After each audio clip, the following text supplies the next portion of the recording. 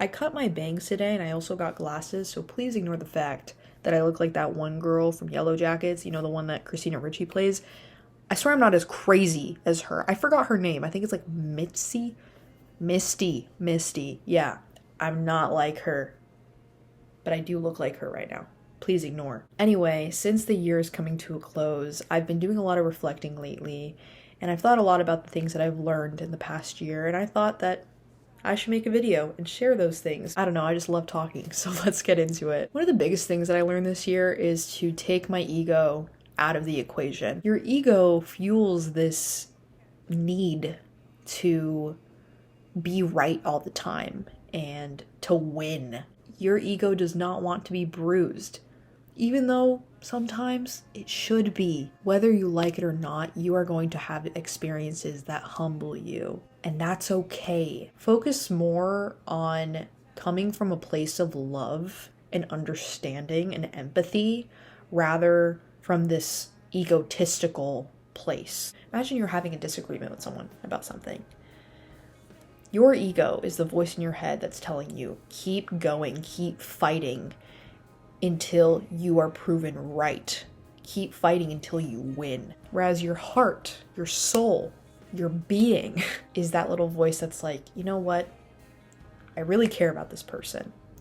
I really love this person. Or even if you don't care or love this person, they're a human being. And no human is perfect. Everyone makes mistakes, right?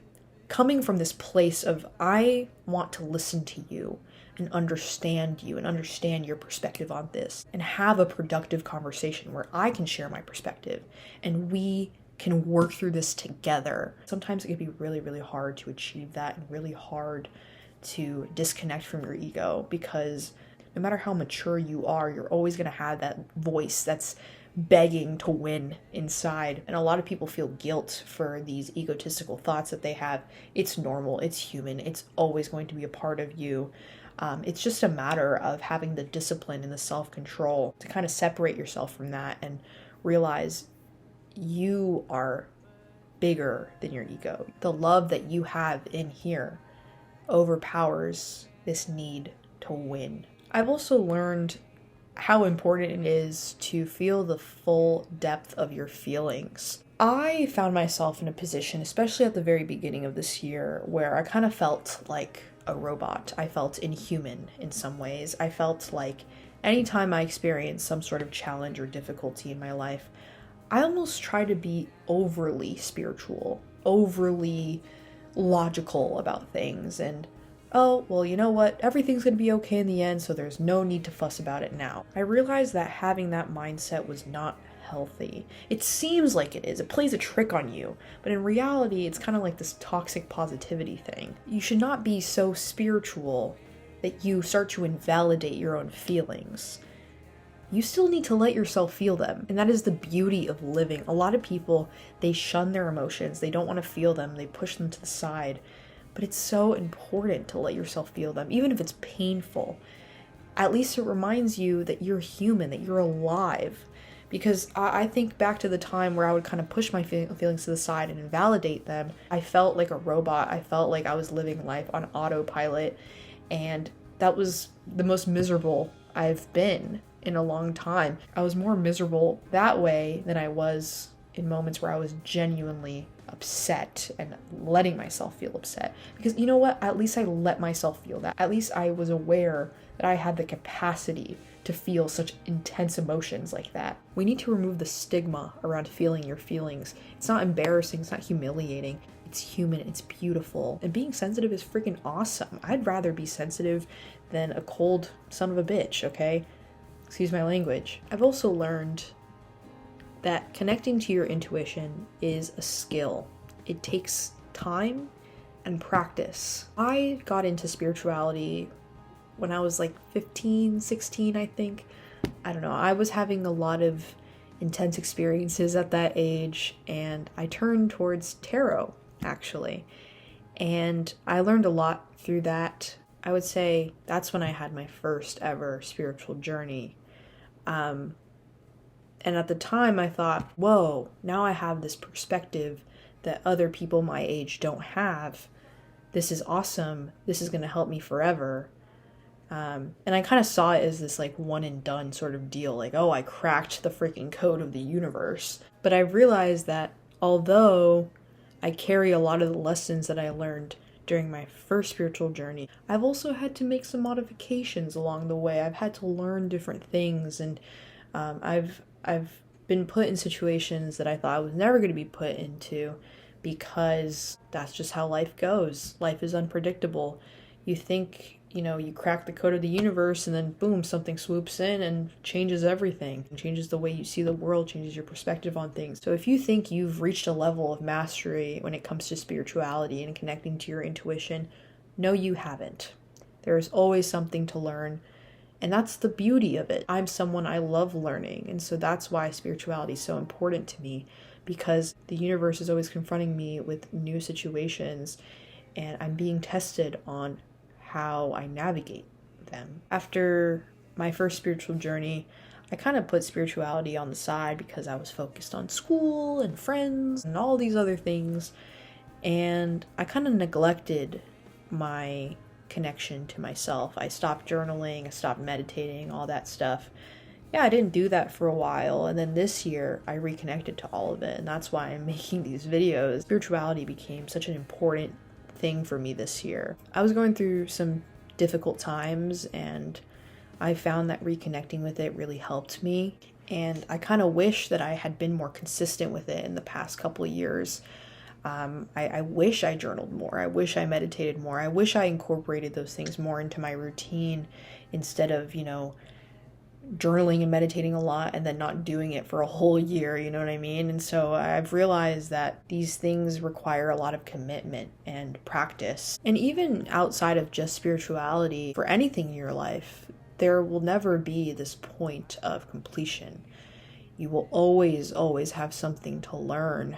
And if you feel like you have nothing else to learn, then maybe it's time to look somewhere else. I've heard stories of people who stayed at the same job for like 30 years, and then eventually they're just like, you know what? I'm tired. I feel like I'm too good at this. And they decide to go down a completely different path, just to try something new. And hate to break it to you, you will probably never be perfect at anything. But if you feel like you're not being challenged anymore, then I would take that as a sign from the universe that maybe you need to change things up and find something new. Because when things get too comfortable, that's usually a sign that things need to change. And that's something I talked about in one of my first videos. I think it was my second video. Comfort is not always a good sign. Another thing that I learned that I feel like I'm still learning, I would say the same about all of the things that I'm talking about.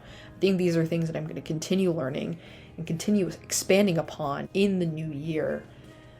But I've learned how important it is to not force anything. I think sometimes we want something so bad, we not only try to manifest it, but we try to take matters into our own hands and do whatever it takes to get said thing. And if you have to force something to work, then it's probably not meant to work. If you try to force together two puzzle pieces that don't typically fit, it's just not gonna work, like it might stick together for a little bit, and then it's gonna fall apart because it feels uncomfortable.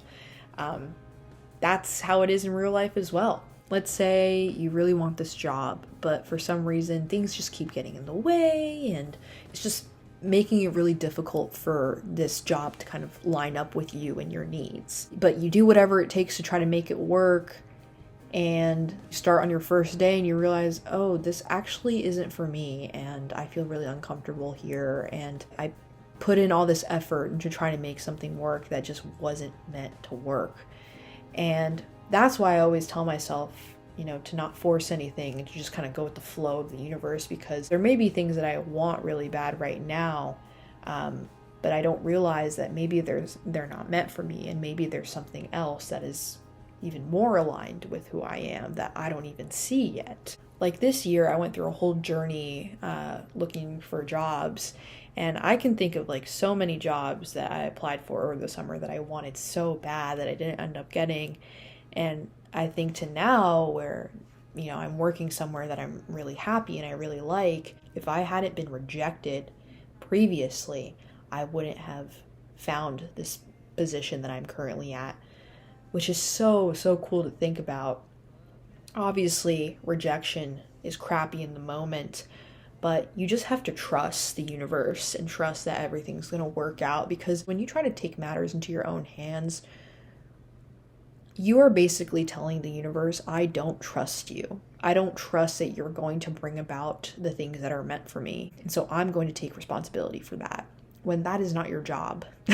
All you can really do is move forward in your life, do your thing, march to the beat of your own drum, do the things that make you happy, align yourself with the people that make you happy, and what is meant for you will not pass you by. Sometimes we get so attached to an idea that we can't fathom any other possibility outside of it. You just need to learn to take a step back and be like, even though I want this really bad, I don't know what else is out there for me. So I'm going to be open and receptive to whatever happens and whatever opportunities come my way. Obviously, you still have to do your part. You still have to keep moving forward and keep living your life. You can't just sit around and wait for opportunities to come to you. And funny enough, choosing to just do your thing is what attracts the most opportunities towards you. And kind of related to that, I've learned a lot about detachment. And me and my friend were talking about this. We were talking about the law of detachment and how sometimes when you really want something, the best way to manifest that into reality is to let it go and to detach from it and kind of be like, hey, you know what? There's nothing I can do about this now. I'm just going to let the universe handle this, and I'm going to keep living my life. And if it's meant to be, it's going to manifest. If not, then it won't. With the law of detachment, you also learn to have no expectations. You may have all these expectations as to what your life is supposed to look like, the kind of person that you're going to be with, the kind of job that you're going to have, the kind of place that you're going to be living in. If you have expectations, more likely than not, you are going to be disappointed with the outcomes that you face. You should still have goals, but also be open to the possibility that you might discover something new, and you might discover a new avenue or path that is more aligned with who you are and what you want. It sounds really cliche, but something else that I've learned is to not be afraid to put myself out there. In the past year, I've made a lot of friends, and I've been less afraid of initiating conversations with people, because one thing about me, I love to yap. I love to talk. When I feel comfortable with people, I can talk for hours and hours and hours, and I just love talking to people, but I feel like I hold myself back sometimes because I'm scared of embarrassing myself on first impression, or I'm talking to someone, they think I'm weird, because, I can be a little off-putting sometimes. But that's something that always held me back in the past, because, I was younger, I was more insecure, more worried about what people thought of me. But I think it kind of comes with age. I'm only 19, I'm still very young, but I do have a different perspective on socializing than I did before.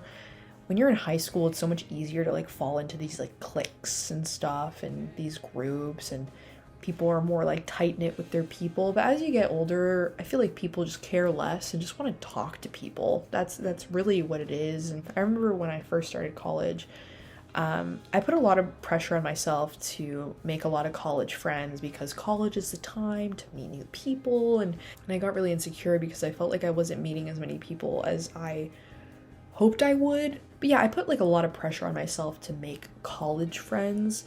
Because of that, I wasn't appreciating the friends that I already had from high school and stuff. And so as soon as I kind of let go of this need to make college friends, that's when I started actually making a lot of friends and meeting a lot of people. And it goes back to this whole don't force things kind of thing, where it's don't force friendships because you just want to meet new people, because it's college. Let those friendships kind of happen naturally, because when you do, who knows, you might meet people who are going to be in your life for a very, very long time. I've made friends this year that I just know these people are so influential in my life, and they're going to be a big part of it. Try not to control things as much, just kind of do your thing, and it's all gonna work out. So yeah, that's pretty much it for this video. It's kind of all over the place because again, I have so many things that I learned this year. And I'm so excited for 2025. I'm kind of over 2024, okay? It was an awesome year, but I'm just ready to wrap up and just move on, guys. I've gone through it this year, but I've also experienced a lot of successes, and yeah, I have a good feeling about next year. And I say that about every year, but I really do about 2025. It's the year that I turned 20, so it's a pretty big deal. I won't be a teenager anymore. So yeah, I'm excited, but I hope you guys enjoyed today's video. Happy New Year. Bye-bye. We get down.